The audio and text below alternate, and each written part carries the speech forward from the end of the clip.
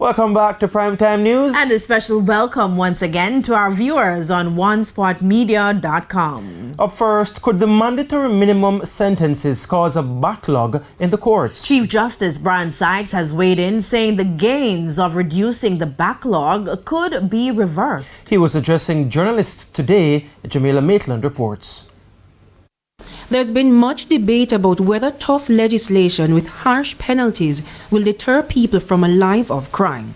The Firearm Licensing Act 2022, which includes a mandatory minimum sentence of 15 years for anyone who's been found guilty of an illegal weapon, is one such legislation.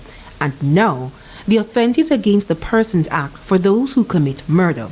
But could those efforts be counterproductive to the judiciary?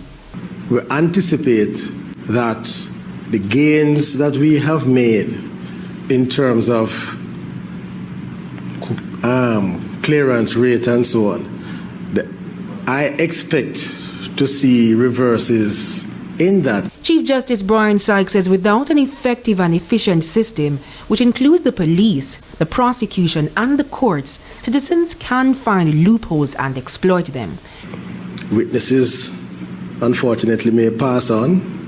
Witnesses may migrate, the exhibit may be, all of those things that count in my favor, if I'm a 21-year-old.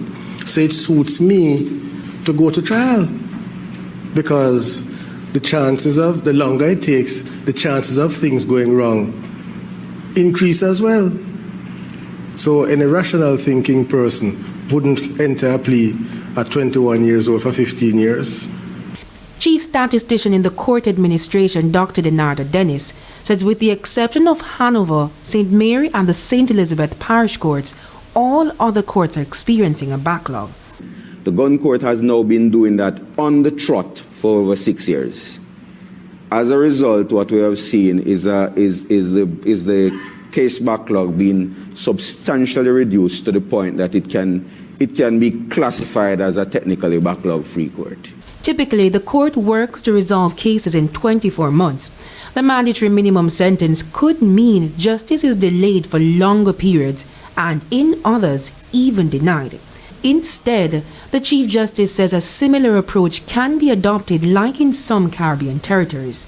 I think in the Cayman Islands, they have done this actually incentivize the process. So what they say is that notwithstanding the minimum, if you plead guilty, then this is the range, which is significantly lower than the 15. But if you go through a trial, then now you're starting at 15. Then now a rational thinking person is going to say, well, this is something to give serious consideration to, but if it doesn't matter in the final analysis, then why are you going to enter a plea? Jamaica Maitland for TVJ News.